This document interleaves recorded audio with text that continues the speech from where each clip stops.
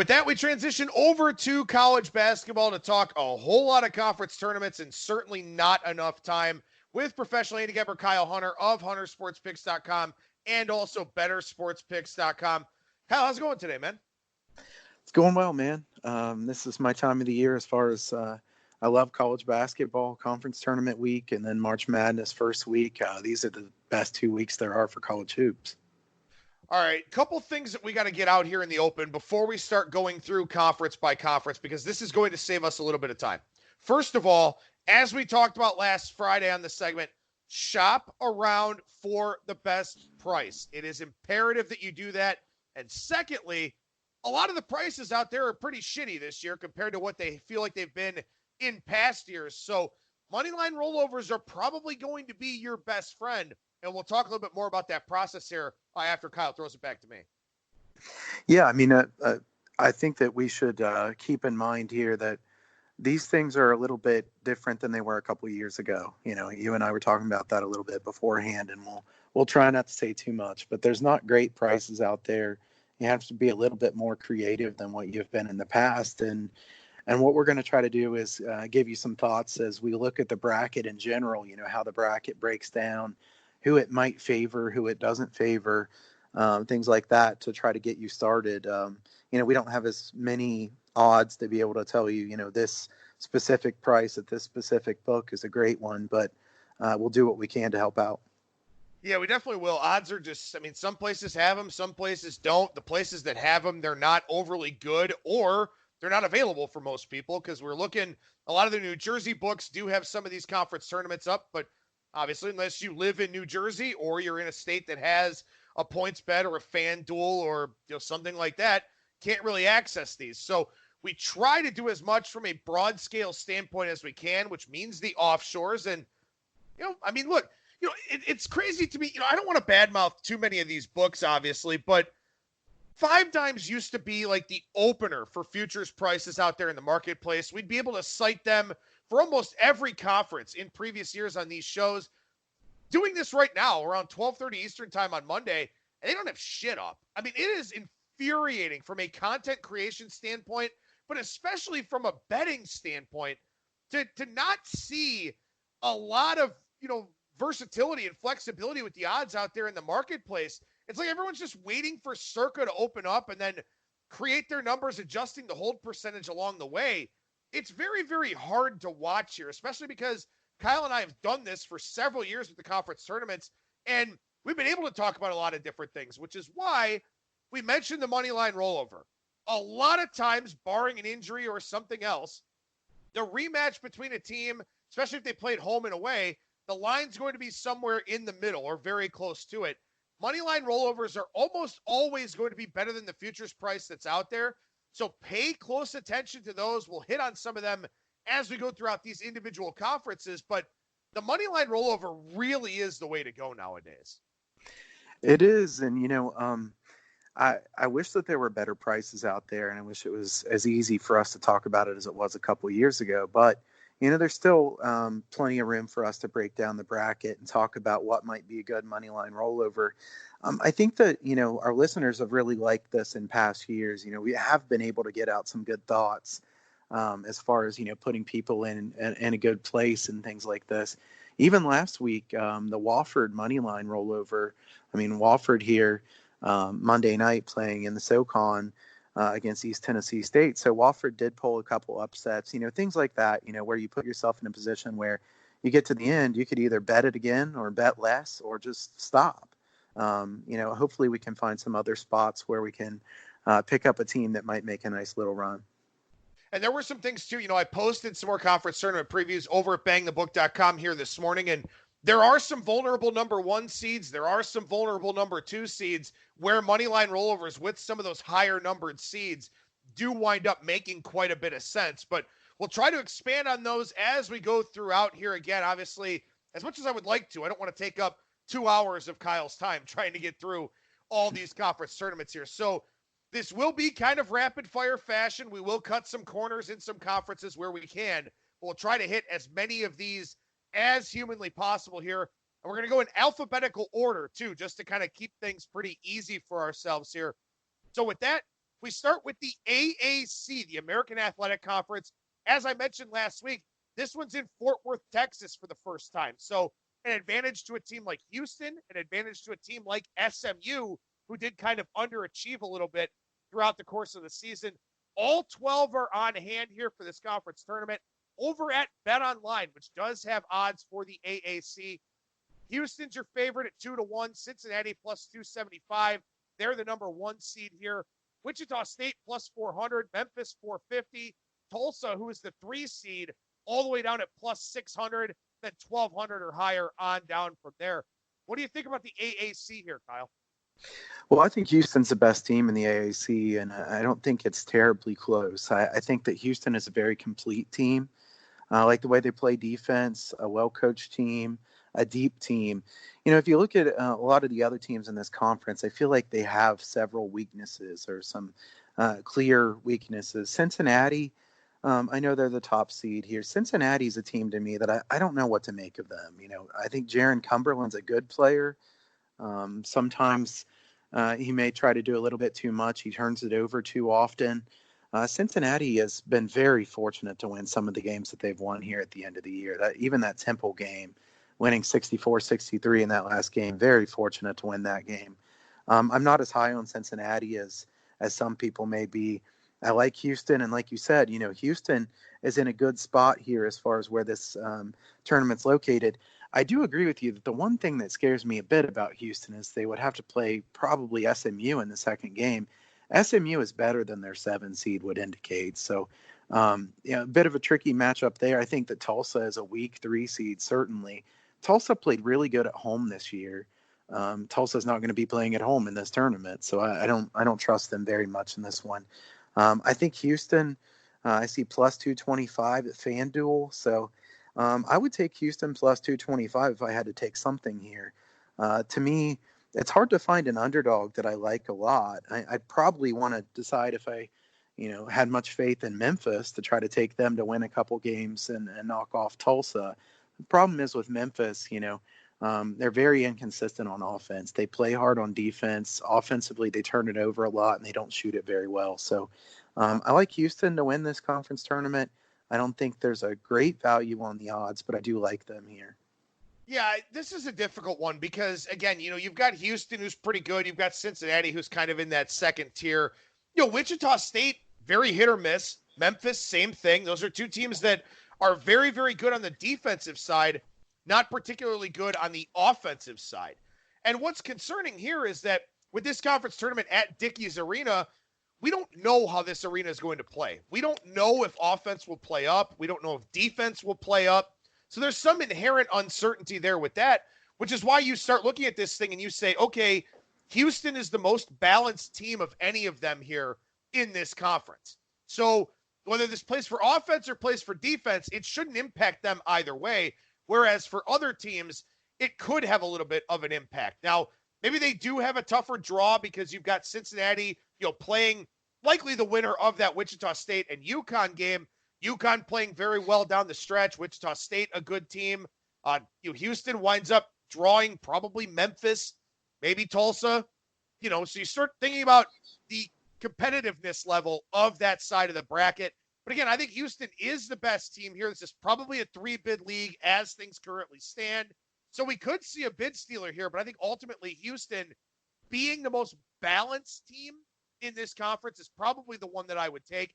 And also, too, for Cincinnati here real quickly, yeah, a good regular season, but what do we get from John Brannon in the conference tournament? Because coaching matters a lot now when you're playing back-to-backs. Is he on the level of where somebody like a Mick Cronin was? Yeah, I don't know yet. I don't think we know the answer to that. And I think that Cincinnati has had some chemistry question marks this year, and I don't know if those have been fixed. I think this is a number 1 seed that's clearly very vulnerable. They've played, like I said, very many close games. They've been able to win quite a few of them. I think Cincinnati's a pretty good team, and their draw really isn't bad. So, if you like Cincinnati a lot as a team, you probably like them in this tournament. I think there's a lot of unknowns with Cincinnati that I'd rather stay away from. I think if we look at the bottom of the bracket again, the Tulsa is the 3 seed. I was just kind of looking at numbers here. Tulsa would definitely be an underdog against Memphis, probably Memphis minus 2.5 or 3 points. So that tells you how weak Tulsa is as a 3 seed. Well, and if you do like Tulsa, that also says take a money line rollover instead of plus 600, because if they're a dog in that 6-3 game, you know they're a dog to Houston and they're a dog to Cincinnati in the final if things play out, in a chalky type of way. So that's what we're talking about here in terms of looking at the money line rollover, where you get Tulsa and you say, wow, the 3 seed is the 5th favorite at plus 600, but a money line rollover is going to be a lot more lucrative for you if they make a run here. So that's kind of the mindset that you want to take into these conference tournaments, especially because the hold percentage for the tournament is higher than the hold percentage for an individual game, which is why a money line rollover generally tends to be a lot more profitable for you. Let's go to the A10 here. This one in Brooklyn at the Barclays Center. Dayton, the odds-on favorite. I'm seeing minus 330, minus 350 in that type of range for the Flyers to win this thing. Richmond, your 2 seed, is the 3rd favorite. Rhode Island is the 3rd seed. They're the 2nd favorite. And then a big jump on from St. Louis down in the 18 to 20 to 1 range. So some big prices here for everybody outside of really the favorite in Dayton. Yeah, and this one's played at the Barclays Center. So Barclays Center has been very neutral, actually just a few more overs than unders here. So this is not one of them that I would consider a bad shooting backdrop or favorable in any way to the under. So keep that in mind. Dayton is clearly the best team in this conference. We can't say anything negative about Dayton. And I'll fully admit, to be totally honest with you, I think Dayton's probably my 2nd favorite team in college basketball. Obviously, I'm a Buckeyes fan first. Grew up close to Dayton, so I always liked the Flyers. I went to go see quite a few Flyers games. And, Dayton having the kind of year that they're having this year is fun. They're a really fun team. Obi Toppin's a tremendous player. I think that Dayton is a bit vulnerable in that, they've played in a weaker league. And that worries me a bit as to whether they'll get as far as what they should in the NCAA tournament. But, right now they're still playing in the Atlantic 10 tournament. And this one, I think it's really interesting that Dayton has to play VCU likely in their first game in the quarterfinals. I can't imagine they would have really wanted to have to play VCU right away and then play St. Louis probably in the second game. So to be honest with you, I think this is about as hard of a draw as Dayton could have gotten. I don't think they would have been very scared of playing Richmond. Rhode Island, they dominated as well. So, the bottom of the bracket, to me, Dayton would have preferred to be against those teams than what they are there at the top. Now, who do you want at the bottom of the bracket going for you? Because I think you probably want to try to take one team from the bottom of the bracket and hope that they make a decent run. I would probably lean toward Davidson here. Davidson, a team that underachieved throughout the regular season, team that was supposed to be one of the top 2 or 3 at least teams in this conference. Davidson plays LaSalle in the first game and then gets Richmond. I think Davidson could make a run here. Certainly, money line rollover would probably be the way I would go with taking Davidson.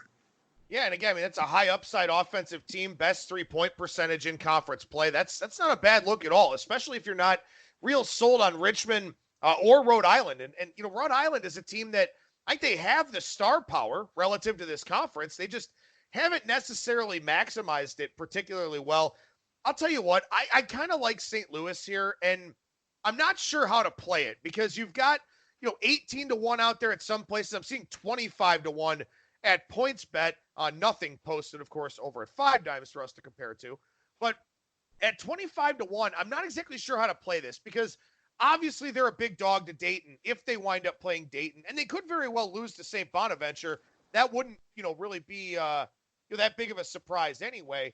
But, I think that you kind of look at this, and St. Louis played well against Dayton. St. Louis is a very, very good defensive team. They're about the only team in this conference that matched up well against the Flyers. There's a fat and happy element here to Dayton to where if they win this, it's all well and good, and maybe they wind up being a number 1 seed in the NCAA tournament. But also, it's not a bad idea for them to get a little bit of a rest, too. And that game against VCU could take a lot out of them emotionally. I don't know, man. I just sort of feel like maybe St. Louis has some value. I just don't know if I just start a money line rollover with the Dayton game or if I make a pre-tournament investment. Yeah, I don't know. I think that's a difficult one. I think that both of us agree here that Dayton minus 325 is not a very good value. I mean, first of all, neither one of us really like doing that to start with. And, it's a difficult draw there. I think maybe moneyline rollover would probably be the best way to go there with St. Louis. And I'm looking at the other odds. I see St. Louis 15-1 at some, 18-1. So, PointsBet looks like the best price there is on St. Louis. St. Louis definitely did match up well with them in that their defense really could give Dayton trouble. Dayton's 2-point offense is so efficient because they move the ball so well. It's hard for most of these defenses to even contain them. St. Louis is one of the few teams that's been able to do that at least somewhat. So, I kind of like St. Louis there some as well. Like I said, I like Davidson some. I see Davidson plus 3,500. 2,800 on Bet Online, 3,500 on Heritage. Kind of just as I said to you beforehand, kind of just scrambling, looking at different prices as we go here. But I think Davidson moneyline rollover would beat any of the prices that are available now. And I think that we're probably going to end up saying here that about 95% of moneyline rollovers are going to have better value. Well, especially too, because, you take a team opposite Dayton and the way that you hedge is that you just stop betting it. Right. So all you got to do is get Davidson to the final. And then you say, okay, thanks for the money, go lose to Dayton by 20, So that's the nice thing about a moneyline rollover is that you don't have to put another investment out there to guarantee profit. You start with your initial bet, you roll over the winnings into the next bet. And then as far as you want to go with that, if you bet a future, you have to hedge it. You can't just bet a future on Davidson at 35-1. Then they get to Dayton and you're like, well, I'm going to take my chances and hope they win because they're probably not going to. So then you have to put more money out there to guarantee yourself a profit, which is another reason why moneyline rollovers are just a lot more equitable, make a whole lot more sense. Let's see what we've got here in the ACC. This conference tournament returns to the Greensboro Coliseum, which means a good home court advantage for Duke as well as North Carolina here. For this one, 14 of the 15 teams in the tournament, Georgia Tech, self-imposed ban for the postseason, so they are not in it. Florida State is the number one seed and the favorite across the market, plus 175, plus 200 in that range. Duke is the 4 seed here, but yet the second favorite pretty much across the board, plus 200, plus 225. Virginia is actually the 2 seed, but about the 4th favorite at most places. Louisville's the 3 seed. They're the 3rd favorite pretty much across the market. This is tough because this conference is very, very top heavy this year. What stands out to me, 14 seed North Carolina going off at like 10 or 12-1. Yeah, that is really something. 14 seed North Carolina. Just saying 14 seed North Carolina is really something. And I mean, would it really surprise anybody if they won 2 or 3 games here? I don't think it should be a big surprise. I don't know what to do with this one. I think this is, of the ones we've talked about so far, this is the one that I like the least as far as any kind of wagering opportunities. To me, Duke has not really put a high priority on winning this conference tournament in the past. Many times in the past, when they're the best team, they have not won it.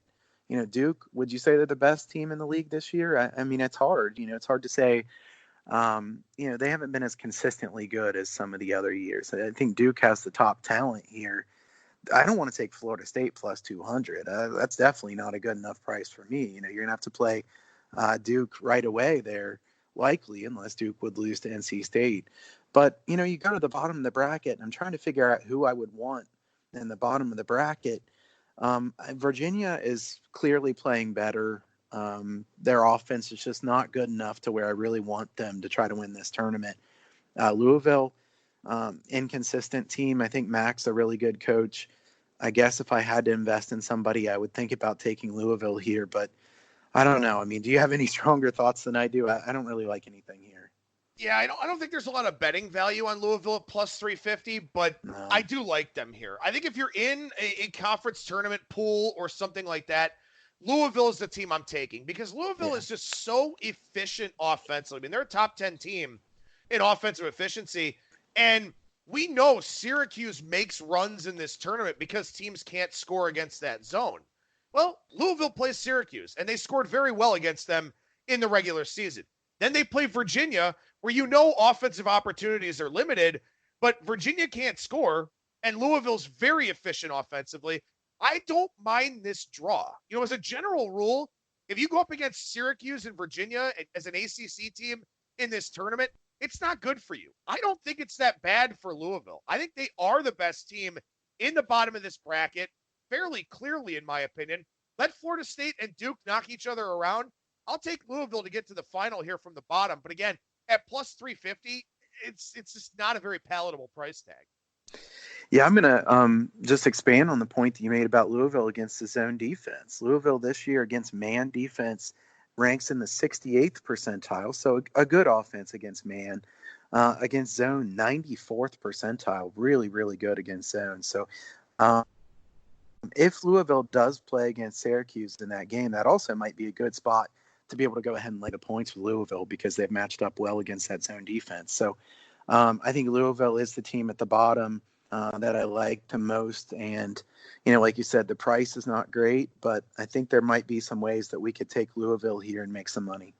An ATS rollover. We'll just go with that with Louisville. We'll just take an ATS rollover over Syracuse and Virginia here. And also, I think Chris MAAC is just the guy's an elite coach. I mean, he's just good. And that's another thing, too, is that you start thinking about coaching and the effect that that's going to have. How many times did Xavier make a conference tournament run or an NCAA tournament run? Yeah. You know, I mean, this guy is just really good on short turnarounds. And maybe he doesn't fully have the team. Let's keep in mind, he took a dumpster fire shit show of a situation last year and got Louisville in the tournament. I mean, the guy could just flat out coach. And I think that's something that's important here where if Duke's not as focused and Coach K's, I'm not going to say losing it, but maybe kind of doesn't have the same handle on this team.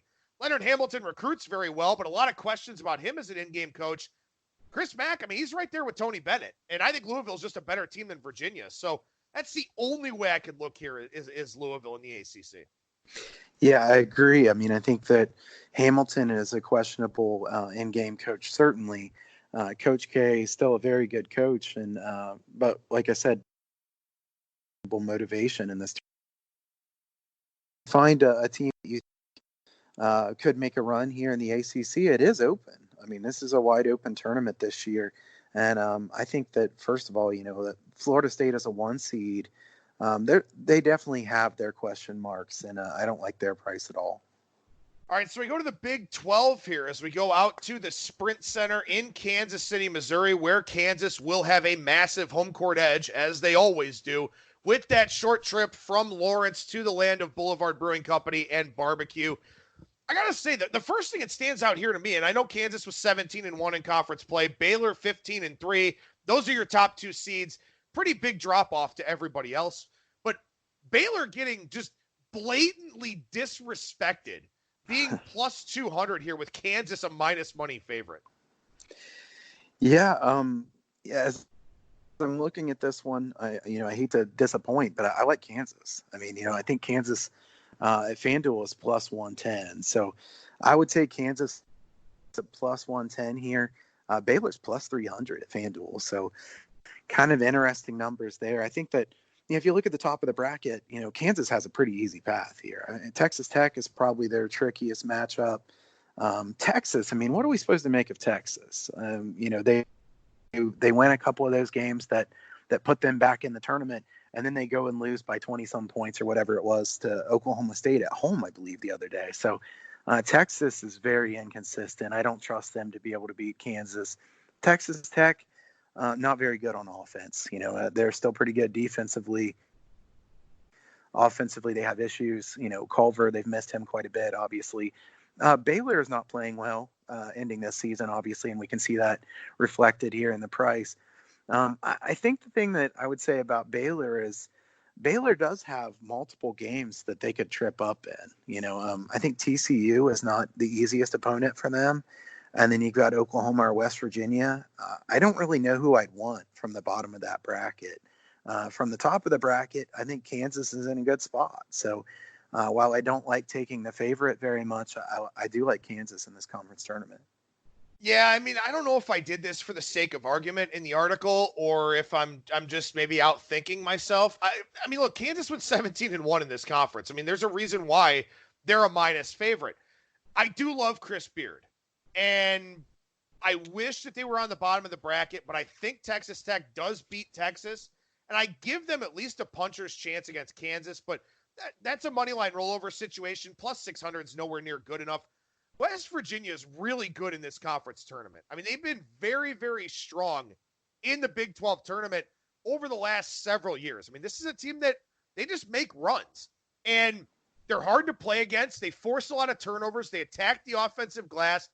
I don't mind them. I don't know if plus 800 is better than a money line rollover. I think there's a chance that it probably is, or at the very least, well, not with Baylor and Kansas. A money line rollover is going to be better. But, if some book comes out with 10, 11, 12 to 1 on West Virginia, something like that, I got to say, man, I'm intrigued. Again, Baylor is not playing well. I think Oklahoma's a pretty weak 3 seed that got there largely because of tiebreakers. West Virginia is going to be lively in this conference tournament, I think. Yeah, if I had to take somebody from the bottom, that's who I'd take too. PointsBet is plus 900. I would kind of hope that you'd probably be able to get at least 10 to 1. I mean, they do have several pretty good teams there at the bottom of the bracket. I don't like West Virginia as a team that I think can win the NCAA tournament. I don't think they're good enough consistently, but in a smaller tournament like this, they've played really well in this, like you've said before. So I still think if I were taking anything, I'd take Kansas, especially if you can get plus 110. I can understand Texas Tech. Certainly, Chris Beard's wonderful. I mean, I'm never going to say anything negative about him. I wouldn't take Baylor at plus 200, plus 250, plus 300. I don't think that's good enough. I think Baylor overachieved for most of the season, and they don't have a very easy draw here. So I like Kansas. I think Kansas is, the most complete team by quite a bit in this conference. So it's not a full neutral site. Like I just mentioned, Kansas is going to have the crowd edge, probably a point and a half, a home court, something like that. What is Baylor versus Kansas in a hypothetical championship game here? What's that line? Let's see. Baylor and Kansas, like you said, it's not really a full neutral. I think that Kansas is minus 5.5. So why not just take Baylor on the money line in the championship game if you like them, as opposed to plus 200 with all these landmines that they have before that? Right. That's right. The thing. That, again, we don't have a ton of prices that we like or anything like that, but we're at least putting you into the right mindset of how to handicap these conference tournaments to where Baylor's got 2 tough games before they potentially meet Kansas, where you get something that's not plus 200 exactly, but it's something in the realm of plus 200. So if you like Baylor, just wait and see if they get there, and then make that play on that. Right. That's the way that you want to look at it here in the Big 12. That's what we were talking about with the prices just not being very good either. There are a few situations kind of like that. But how about we go to the Big East here? Some madness at Madison Square Garden. All 10 teams in the field. Creighton winds up the 1 seed based on tiebreakers. Villanova the 2. Seton Hall the 3. And yet Seton Hall, the favorite at plus 250 at BetOnline. Providence is surging. They're the 4 seed. Butler and Marquette are 5 and 6. They're very good. Providence is plus 600. Butler and Marquette 700 out there at BetOnline. And again, as always, shop around for the best prices. But I mean, can you saddle up to anybody here in this conference? Well, first of all, I love this conference tournament. I mean, this is going to be a lot of fun. If I were going to pick one tournament that I wanted to watch all the way through as a fan, I think this would be it. Obviously, the venue is important, Madison Square Garden. I've said this before. We've talked about this so many times, but, who knows? There may be some people listening here that haven't listened in past years. Madison Square Garden is a tremendous under arena. No matter who plays there from college, it's good for the under. The odds makers know that. Bettors know that. The totals will get bet down. So it's good to know that to start with. There's a lot of teams in this conference that could win this conference tournament. This is really wide open. I'm disappointed with the lack of odds or the lack of decent odds that we have on this one. This is one where you would think that you'd be able to get a team at a pretty good price.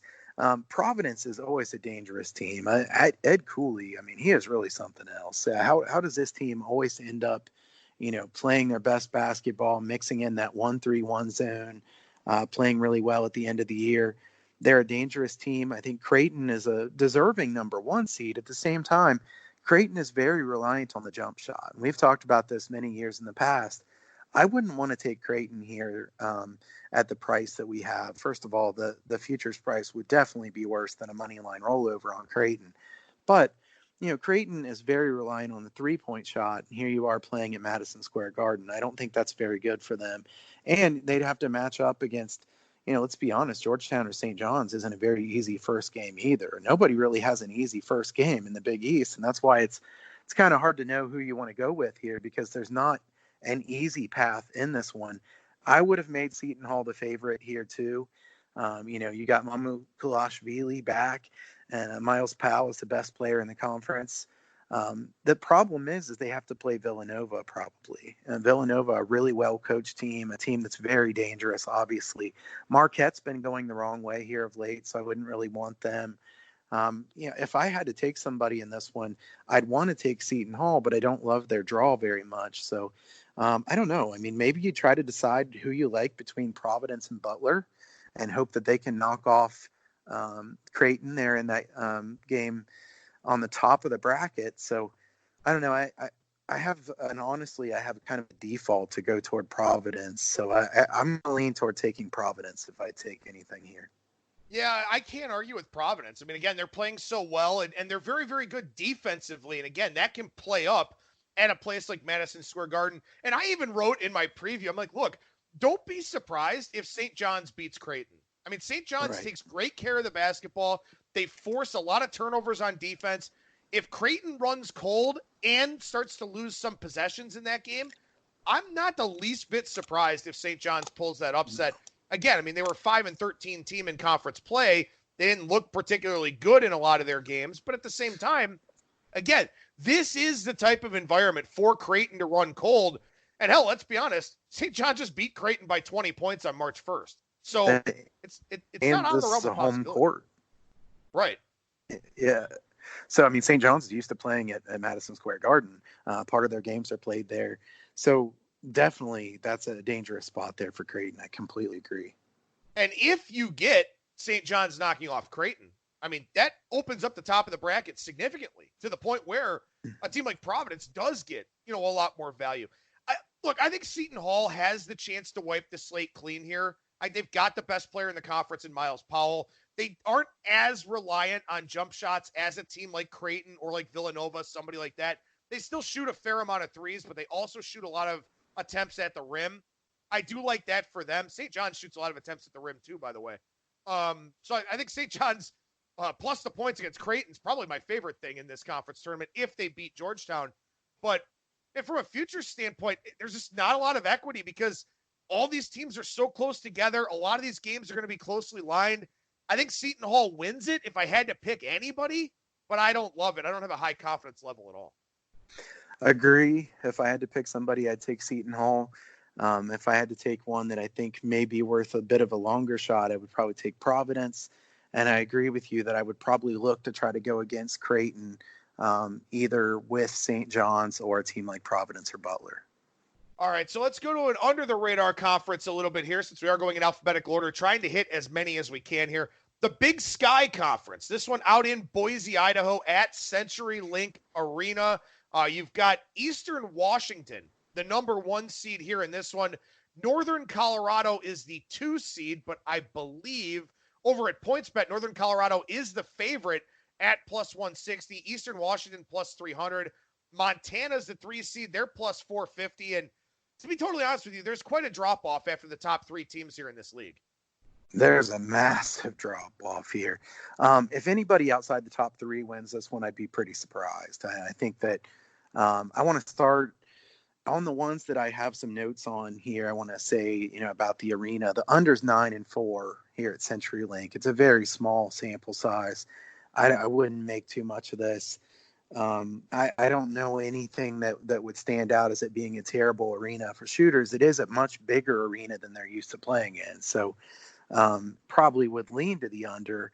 I think this is just about as top-heavy a conference as you can get. It's hard to imagine anybody outside 1-3 winning. When you look at the odds on PointsBet right now, Montana plus 450 is the only one I would consider betting. I think Northern Colorado's a good team, and Radaball's a really good player there for Northern Colorado. The problem is Montana, to me, has proven that they can win this thing so many times. This is a team that's really made a run through this tournament so many times. At this point, I trust Montana quite a bit as a team.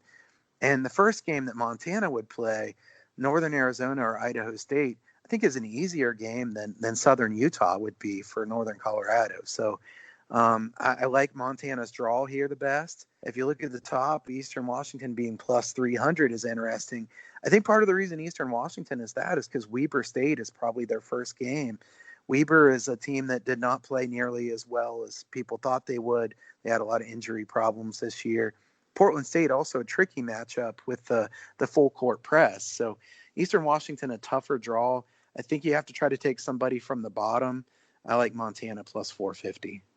Yeah, when you look at Northern Colorado, Southern Utah knocked them out last year in the 7 versus 2 matchup, and they blew them out, actually, too. So Northern Colorado trying to make amends for that. Probably the best offensive team in this conference, but, again, a venue that's a little bit better, it seems, for defense, and Montana, very, very good defensive team. Southern Utah is, too. So I think Northern Colorado is very, very iffy with that Southern Utah matchup likely coming in the quarterfinals. As you said, Montana gets a pretty good draw with Northern Arizona. They avoid a rivalry game against Weber State, which I think is important because early in a conference tournament, you got to keep that adrenaline and that emotion going for 3 games in 3 days.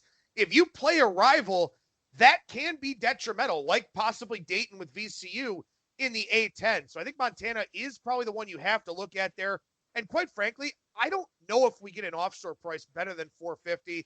Sucks that most people don't have access to that, but with Montana's reputation, I bet that price does come out lower. Yeah, I think so too. I'd be really surprised if we get plus 450. And to be honest, I wish I could bet it right now. All right, so let's go to the Big Ten Conference here. And I'm going to be honest with you, I kind of, as hard as this is to do because it's a major conference and people want, I kind of want to cut some corners a little bit with this one. And we'll see if we're able to over the course of the discussion because I think anybody in the top 10 seeds can win this thing. Michigan State's your favorite, plus 275. Maryland, plus 400. Michigan, plus 600 as a 9 seed, which is a joke. I don't think they win this thing. I know they've had some runs, but Juwan Howard's not John Beilein. Wisconsin's the number 1 seed, and they're plus 700. Iowa, Ohio State, Rutgers, all plus 800. Illinois and Penn State, 10-1. Not a lot of great prices, but, all these teams are interchangeable. Yeah, I spent a good amount of time looking at this bracket, trying to figure out who I liked here. I'm going to start by saying this is Bankers Life Fieldhouse, 36 overs and 31 unders, so not a bad shooting backdrop at all. I think Illinois is a weak 4 seed, but who do I want going against them in their section? If you look at Illinois, I kind of think, okay, they got Minnesota Northwestern and then Iowa. I don't really trust any of those teams. I think Iowa's a really good offensive team. Their defense is just a problem. They're not good enough on defense. Minnesota, they've been so close and choked so many times. Minnesota could win a couple games in this conference tournament. It wouldn't surprise me, but it also wouldn't surprise me if they have a 15-point lead with 2 minutes left and lose the game. So, Minnesota maybe as a money line rollover shot would make some sense. I think I like Wisconsin at their price the best of anything. I do think that there are a little bit too many people high on Michigan at this point. Like you said, Beilein is not here. Howard hasn't been in this situation before. I'm not saying Howard's a bad coach, but he can do it like Beilein has. Wisconsin's playing good basketball right now. And like I said, I think the 4 seed, Illinois, is weak up there. So of all the teams here with their current prices, I think I like Wisconsin the best. And it's interesting to say, the number 1 seed, I think, has the most value from a future standpoint. But, that's the way I'd go. If you look at the bottom of the bracket, what do you want to do with that? It is a mess down there. You got Michigan State obviously playing well. And, a lot of people want to bet Michigan State. Certainly, I can't blame them. I don't think it's any great price. Ohio State and Purdue, first round matchup. Technically second round, but their first game. Who knows who's going to get out of that one? Purdue hasn't been very good away from home, but I don't trust Ohio State very much either. And then Penn State had that great run for a while in the regular season, and then they had a couple bad games. Indiana, I don't think Indiana's in a very good shape now. Archie Miller having some issues, and I don't trust them very much. As I've said before, I'm going to keep saying I don't trust Maryland. I know Maryland's played better than I thought they would, and they deserve props for that, but I wouldn't want to bet Maryland to win this one. So, I mean, I almost feel like I'm going through process of elimination here. Well, and what's going to happen here, we're going to have this discussion next Monday. I'm telling everybody that right now. Is the Big Ten really good and everybody in the conference is just really good? Or are none of these teams really good? And we're probably going to find Big that Ten's out good. in the NCAA tournament. Yeah. I'm sorry. It broke up for a minute. The Big Ten is good. I think there's a lot of good teams here, but is anybody great in the Big Ten? I mean, who do you think would win it from the Big Ten as far as the NCAA tournament? I don't think it's going to happen this year either. Michigan State, maybe. I think it's the only. Maybe. It's probably the only team I would take. Like Maryland Right. is just so inconsistent away from home, as we know, and they're not going to play any home games the rest of the way. As far as this conference tournament goes, Iowa is the team I would look at. Just because if they get hot, they can ride that wave. But let's also keep in mind here that, look, Michigan as an 8 seed in 2017, everyone remembers that, as a 5 seed in 2018. But from 2002 to 2016, it was a top 3 seed that won this thing. It is very hard in this conference to win 4 games in 4 days. So I think you almost have to look at a top 4 seed here. And I think, like you said, I mean, as much as I like Iowa, Wisconsin's got the best draw of the top 4 seeds. So you almost have to default to the Badgers and hope that Greg Gard gets them there. Yeah. I mean, I think, the more I think about this one, I like Wisconsin some. I think the price is pretty fair, at least compared to the other futures prices we're talking about. I think the futures price out there is pretty decent. So I could put a little bit of change on Wisconsin and like it fairly well. All right, so it's tough for us to say too much about the Big West here, where UC Irvine is the favorite, minus 115, which quite frankly, I don't think is a bad price. I think this is kind of a Kansas type scenario where the best teams at a reasonable price, and I'm probably just going to end up taking them if I was to take anything. But before we get away from the Big West, we've got to talk about the Honda Center.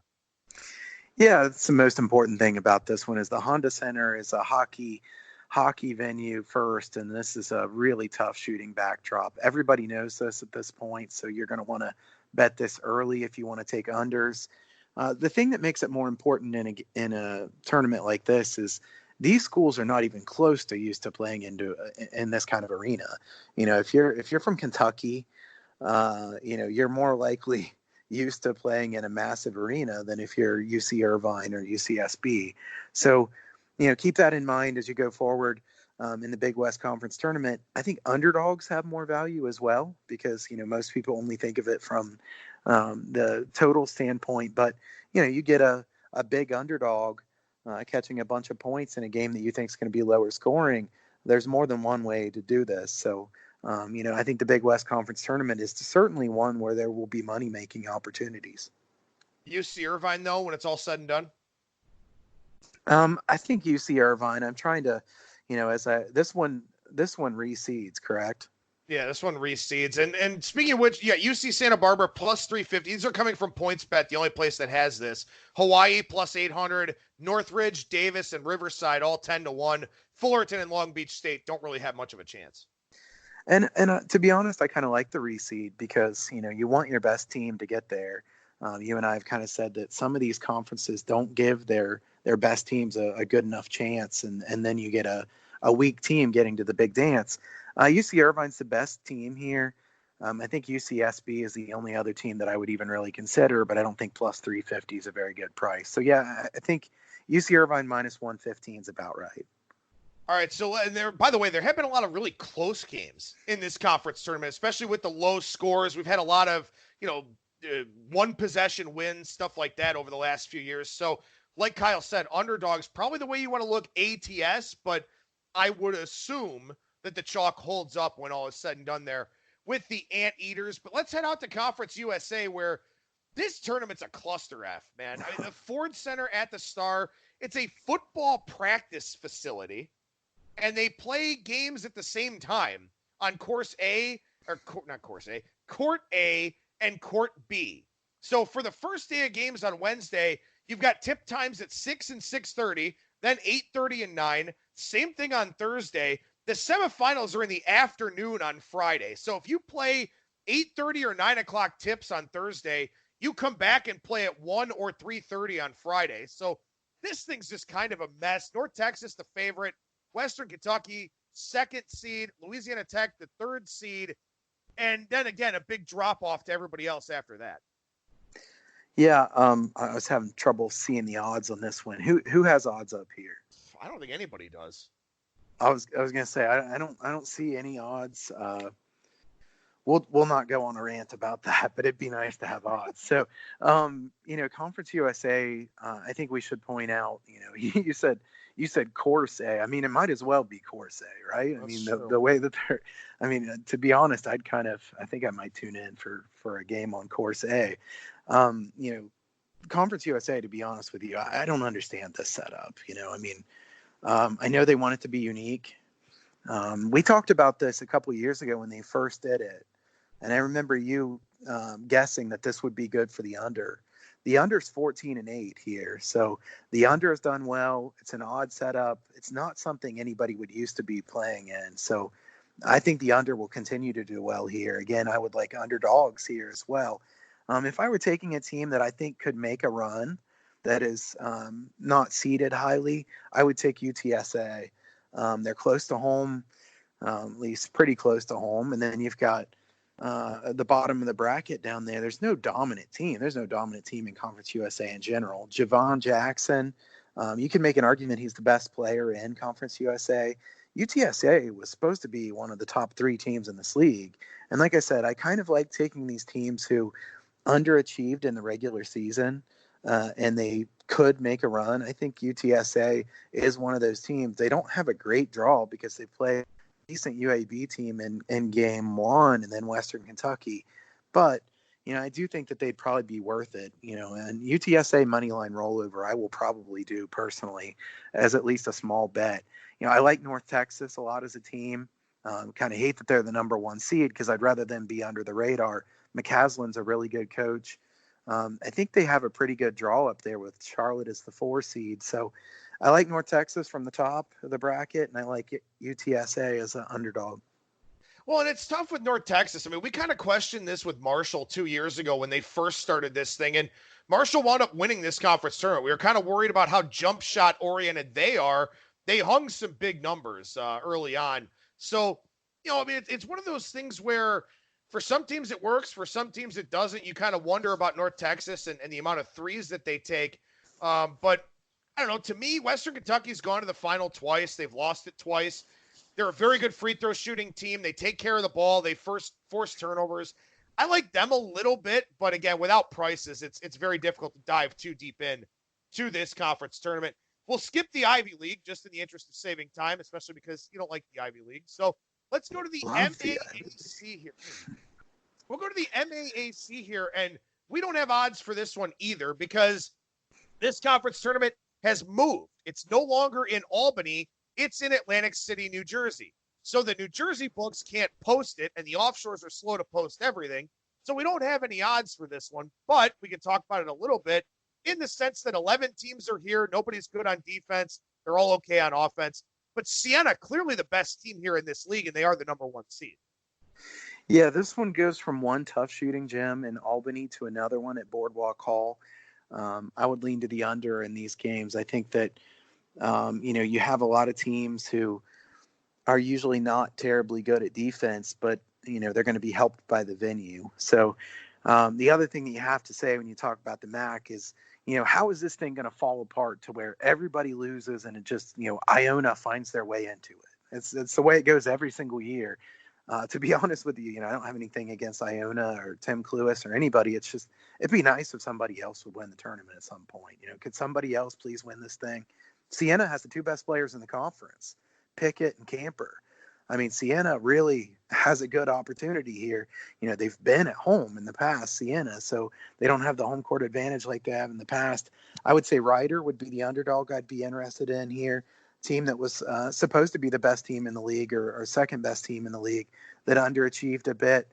I think somebody might beat Iona this time, although, the way that they just back their way into it or create a way to get into it. I don't want to say back their way into it, because Iona definitely deserves credit for how well they've done in this conference tournament. But it just seems like, the MAAC just defaults to Iona.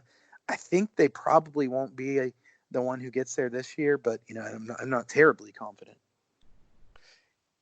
Yeah, I'm not super sure here. I mean, I think Siena probably wins this thing. I mean, they should. As you said, they've got the two best players, and they also have a first-year head coach, and they kind of took off throughout the course of the season. They got better as the year went along, so I do kind of like them a little bit. I guess if I wanted some sort of long shot, maybe for argument's sake, Niagara is a team that, can kind of fill it up from three a little bit, and obviously in a tough shooting venue, that's something that you're kind of concerned yourself with some. But again, I mean, in a conference tournament like this, where a lot of these teams are deeply, deeply flawed, well, if Niagara shoots the lights out for a couple of games, why the hell not, right? Yeah, I mean, I've seen stranger things happen than that, and they have a pretty favorable first game at least. I think this one's wide open. I would lean toward underdogs and unders here. All right, so let's talk about a conference tournament that actually starts today, and I should have did this one first with the fact that it starts today, but we're kind of all over the map trying to find lines and everything else here. But the MAAC begins this evening, not the MAAC, but the MAC. The bottom 8 teams all in action at campus sites tonight. Your number 1 seed is Akron. Your number 2 seed, Bowling Green. Number 3 seed, Ball State, coming out of the weaker West. And in fact, I wrote about this over in my MAAC tournament preview at BangTheBook.com, that the team from the West does not win very often. Western Michigan did it a few years ago. They were the last team to do it before that. I think it was 2004. So this is very dominated by the East Division. It looks like it probably will be again. Yeah, I kind of like a couple things in this one. I like Kent State. I think Kent State has a favorable matchup there against Eastern Michigan and then Ball State. Ball State's a weak 3 seed. Bowling Green, they would have some fan contingent, but Kent State has a really nice home court advantage here. So does Akron. If you look at Quicken Loans Arena, the unders 35 and 25 in the last 60 MAAC conference tournament games here. So this is a big venue, a lot of open seats. I think Kent and Akron get the biggest home court advantage. I mean, you probably know more about that. I would say Kent and Akron get a home court advantage, and then maybe Bowling Green a bit of one. Yeah, I would say that sounds about right. Akron plus 150 over at 5 dimes. BetOnline doesn't even have this up, and the effing thing starts tonight. Ball State plus 525, Buffalo 625, Bowling Green 645, Kent State 750, Northern Illinois 900, Toledo 10-1. So obviously, based on the odds, I mean, yeah, Akron's the best team here, but otherwise, feels like it's pretty wide open. Yeah, and I don't like Akron's price at that. I don't think Akron is so much better than everybody else that they should be plus 150. I think that MAAC is a weak league. Now Akron gets the home court advantage, and they certainly deserve that. Buffalo should be better than they've been. I think Buffalo would be a tricky matchup if Akron has to play them. Ohio's not a really easy matchup for them either, and Ohio would have plenty of contingent there. I like Kent State to make a run at the bottom of the bracket. I think a money line rollover with Kent State makes quite a bit of sense. And honestly, if you think that Akron could be tripped up, and I certainly think that, they're a bit overvalued, if anything, you could take the field here on 5 dimes at minus 180 against Akron. Yeah, I like that one too. And I also like Kent State. I like the money line rollover on Kent State. They make runs in this tournament. Rob Senderov's a really good head coach. I don't think people realize how good he is. And he doesn't always have a ton of talent either, but he just finds a way to maximize it in this quick turnaround format. I also like Kent State a little bit there with the money line rollover. Running out of time here for this segment, but real quickly, the Pac-12 out at T-Mobile Arena. We do have odds for this one somewhere. I'll track them down here in a minute. Here we go. Oregon plus 150, Arizona 275, Colorado 400, UCLA 700. We got a bunch of teams 1,200 or lower here. Again, speaks to the fact that we just don't have a dominant team in the Pac-12. Yeah, I like Oregon. I mean, again, they're the favorite for a reason. I think Oregon has the best coach in the conference. I really like that they have the best point guard in the conference in Pritchard. Oregon is going to be a tough team to knock out of this. We talked about it a couple weeks ago, and I'm sure you probably remember when we were talking about the Pac-12. where you kind of said, I think I might have to spend a little bit of money on Washington. Remember that one? I do. I remember that. Yeah. And now Washington went and won their last couple games in the regular season, which probably would have been better if they didn't do that. But I think Washington is still a tricky team. So, the fact that Oregon would likely have to play Arizona or Washington, I think that's difficult for them. So it's hard to argue to take a team. What are they, plus 160, plus 200, something like that? I don't think that's a great price. I see plus 250 on Oregon at FanDuel. I think that's probably pretty decent. Washington moneyline rollover would make the most sense to me. You look at the bottom of the bracket, and I don't even know who to like down there. I mean, Colorado really fell apart at the end of the year. Arizona State came on pretty well, but they're not very good offensively. UCLA certainly playing good. Mick Cronin has done a good job with that team. Probably UCLA would be the team that I would want if I take somebody from the bottom, but I don't think there's great value there. So honestly, I'll keep it kind of short and say I think Oregon will probably win this one. This one's at T-Mobile, so this is a neutral court that has not played to be bad for shooting in any way. So just totally neutral here. Yeah, if Colorado didn't play that fourth game, didn't have to play Washington State, maybe I would like them a little bit more. UCLA, it's tough because they're trying to learn this brand new physical brand of basketball, and you wonder how they do with 3 games in 3 days. I think it's Oregon. Dana Altman's so good in this conference tournament. Here, they just have expectations. Last year, they were, a 6th seed, and both of us liked them, and they made that big run, and Altman just gets it here. I don't think Sean Miller's that great of a head coach. Cronin's very good. Tad Boyle's okay. I just think that Altman just has this big coaching advantage. I'd be surprised if anybody other than Oregon actually does win that one. SEC real quickly here down at Bridgestone Arena in Nashville. Kentucky, the number 1. Auburn, people have been looking for reasons to fade them, calling them a very lucky team. They're the 2 seed. Obviously, Nashville, tourist destination, a lot of fan support for this one. Any quick thoughts on this one? Yeah, I mean, Bridgestone's a good under arena. As I said earlier, though, I think that it's mitigated a bit by the fact that these teams are used to playing in big arenas. So, I wouldn't just want to blindly take all the unders here. I think, Kentucky is a flawed team. Nobody in the SEC is really that good of a team. And I could go on a rant, and I'm not going to because, we've talked for a long time, and honestly, I just kind of looked down at what time it was, and I didn't realize how long we've been talking. I really enjoyed doing these shows. I'm like, wow. Kentucky is a flawed team. I can't believe Florida has been as bad as they've been this year. Choking that game away, Kentucky was really something. I don't want Auburn. I kind of think that everybody's right that, I don't want to take Auburn because they've been very fortunate to be where they are. LSU, I guess, if I had to take somebody. South Carolina's not really very healthy, or you'd think maybe they could make a little bit of a run. Arkansas, not very healthy either. I'm not interested. In my notes that I jotted down here before we did this, I put the SEC is the one that I think is my least favorite to bet of anything that we talk about. Sounds good to me. One more item of business here. The Southland with top seed Stephen F. Austin, the SWAC with top seed Prairie View A&M, the WAC with New Mexico State. Do any of those number 1 seeds fail to win their conference tournaments? Southland, I'd be really surprised. I think if I was picking an underdog in the Southland, I'd probably take Nicholls State, take care of the ball well. That one's also played at Leonard, Maryland, which is 25-23 to the over. It's hard to imagine somebody else winning the SWAC, to be honest with you. I would be pretty surprised if Prairie View doesn't win that. Texas Southern, always has a chance. So that would be the only other team there. And what was the final one? The WAC. The WAC, the poor WAC. I'm sorry, WAC. New Mexico State. If you can come up with an argument for somebody else, then you're better than me. Chicago State. Right. Yeah, no, it will be. Nobody else in the conference won 10 conference games.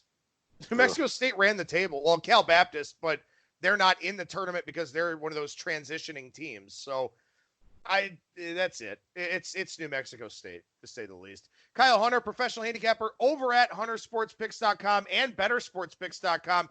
It wasn't easy, but we got through them all. Yeah, no, I was just thinking, I think we did decent given our setup with the lack of odds and stuff. So hopefully we got some. Yeah. Oh man, I feel really bad that we didn't get to the Ivy. It's gonna bother me all day. 2-hour podcast Thursday to talk about the Ivy League tournament.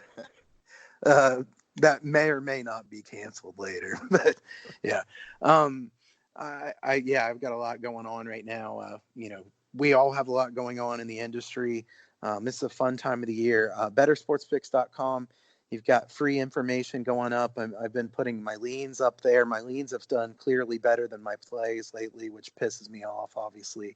The Sharp Money Report I put up there every so often. I'm going to be putting some systems up. Also going to do some contests here for cash prizes as we go throughout conference tournaments. So go over to BetterSportsPicks.com, sign up for the free members area, and join the newsletter there. I've got the Basketball All Fanatic Pass for $549 over at HunterSportsPicks.com as well. Always great to chat with you, Kyle Hunter, professional handicapper over at HunterSportsPicks.com. Free content at BetterSportsPicks.com, at Kyle Hunter Picks on Twitter. Appreciate it, man. As always, thanks for making this work. Fun to chat with you for a long time here, and we'll talk to you again next week. Hey, it was fun, man. Thanks.